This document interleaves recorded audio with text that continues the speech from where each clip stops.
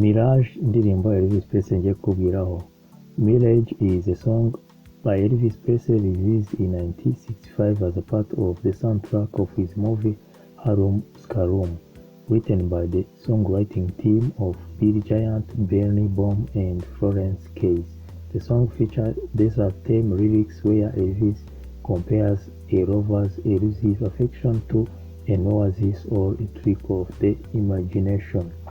The song's desert motif perfectly fits the Middle East setting of the Harum Skarum film. The lyrics capture a man who is lost in the desert, questioning if the love he sees is just a mirage that will disappear. Ese uru rukundo rwawe uri kumpa uyu munsi ntiruzashira nk'umuhengeri? Kubera ko iyo uri kure mba mbona usa nk'umpamagara ndetse unkurura umeze nk'amazi yo mu butayu, ariko iyo ngerageje kugusoma mbona unyitaza nk'umuhengeri wo mu butayu.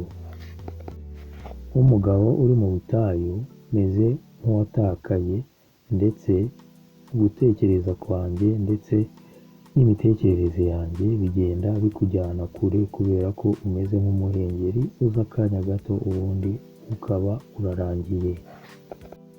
Uransenga nsaba ijuru ko igihe nzakugereraho uzasanga utarahindutse ukiri nk'uko wari umeze kera.